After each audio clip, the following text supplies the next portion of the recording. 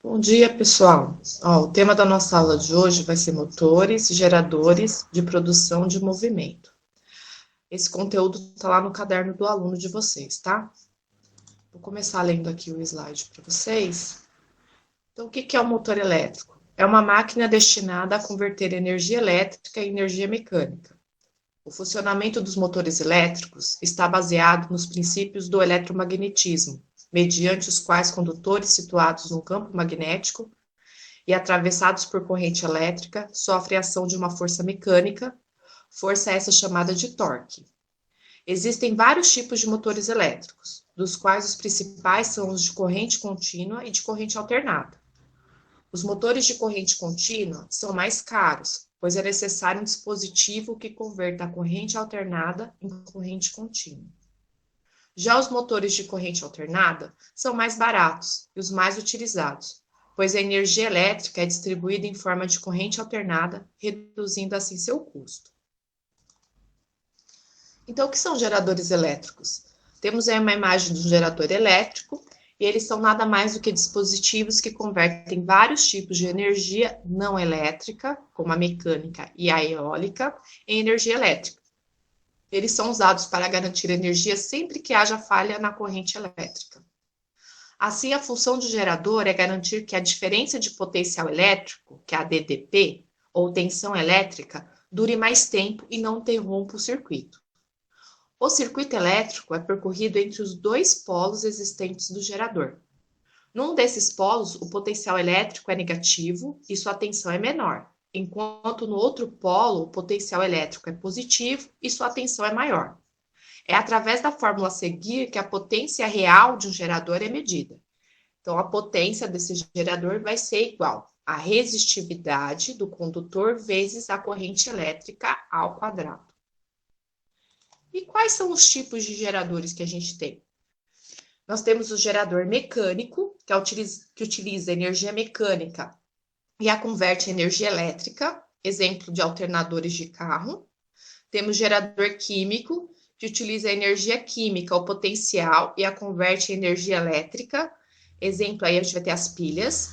Temos o gerador térmico, que utiliza a energia térmica e a converte em energia elétrica, exemplo aí as turbinas a vapor. O gerador luminoso, que utiliza a energia luminosa e a converte em energia elétrica, exemplo aí as placas solares.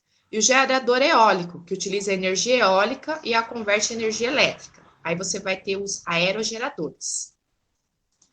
Coloquei para vocês aí um videozinho para vocês entenderem como que funciona aí um gerador de energia elétrica, tá? Ele está mostrando passo a passo como é feito esse gerador, onde você vai precisar aí de uma bobina, fios, uma lâmpada de LED, um ímã de tamanho considerável, e ele vai mostrar aí o passo a passo para a gente poder montar esse motorzinho.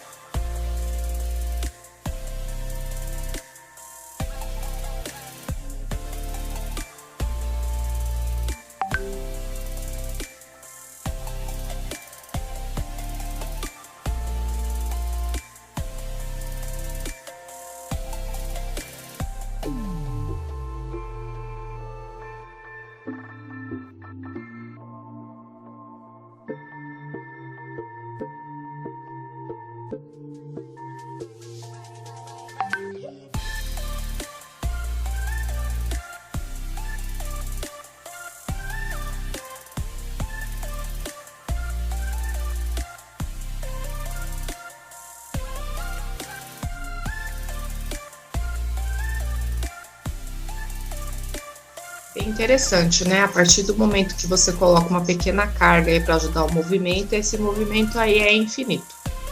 Tá bom? Bem bacana, né? Agora, o que eu separei para vocês?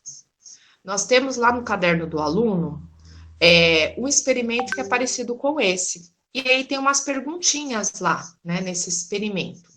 Então, como a gente já viu como é que funciona essa montagem, dá para a gente poder responder as perguntas do caderno do aluno que está lá na página 54. E lá ele fala o que nessa página 54? Ele fala assim, letrinha A. Quando a bobina inicia o movimento? Quando você percebeu que inicia o movimento, quando você tem passagem da corrente elétrica, né? Faz com que ela se comporte como ímã. Como ela possui polos norte e sul. Ao aproximarmos da bobina, o ímã permanente iniciará o giro se o norte da bobina estiver em contato com o sul do ímã, porque há atração, né, na posição conveniente. Portanto, uma força magnética age sobre a bobina colocada no campo magnético, porém, esse movimento não completa uma volta. No nosso caso aí, completou uma volta, por quê? O nosso experimento aí, ele foi mais elaborado, né? Então, ele consegue completar várias voltas ao mesmo tempo. Quando você faz esse aqui, ó, do slide anterior, deixa eu voltar para vocês verem. Vocês vão ver que ele é simples, né? Aqui tá a bobina, aqui tá a bateria. E o que acontece? Na hora que você encosta, isso daqui ele começa a girar. E aí, se você não deixar isso aqui bem preso, ele vai parar. No nosso caso, nesse experimento, isso já não acontece. Porque você entendeu que ali você construiu um motorzinho, ele vai ter esse movimento perpétuo. E aonde estaria aquela bobina de cobre? Aqui dentro, tá, pessoal? Nesse motorzinho aqui tem os fios de cobre. Letrinha B. Por que a bobina gira e mantém esse giro constante? Porque na outra metade da volta, a corrente elétrica é desligada. O que desliga a corrente é a faixa esmaltada de uma das extremidades do eixo, ao encostar no suporte. Não havendo corrente, não há força elétrica ou magnética. A espira continua a girar por inércia no sentido só. Quando volta a passar corrente, as forças reaparecem, fazendo-a girar no mesmo sentido em outra parte da volta. A outra metade da volta gira por inércia e assim sucessivamente. Para se tornar um motor elétrico, é necessário possibilitar um giro contínuo de seu eixo. Por isso que eu passei para vocês o experimento, porque ele mostra melhor esse trabalho do que você fazer nesse experimento mais simples. Mas quem quiser fazer em casa, fica à vontade. Se quiser, filma e me manda, tá bom? Qual a função do ímã no experimento? O ímã natural tem um de seus polos voltados para a espira. Desse modo, quando ela se torna um ímã, pela passagem da corrente elétrica, passa a existir uma interação entre eles. Quando a espira tiver o mesmo tipo de polo ao qual está presa, teremos uma força de repulsão que movimentará a espira. A espira, gente, é esse material que está aqui. Tudo bem? Espero que vocês tenham entendido. Dúvidas, estarei à disposição lá no chat do Centro de Mídia. Obrigada, pessoal.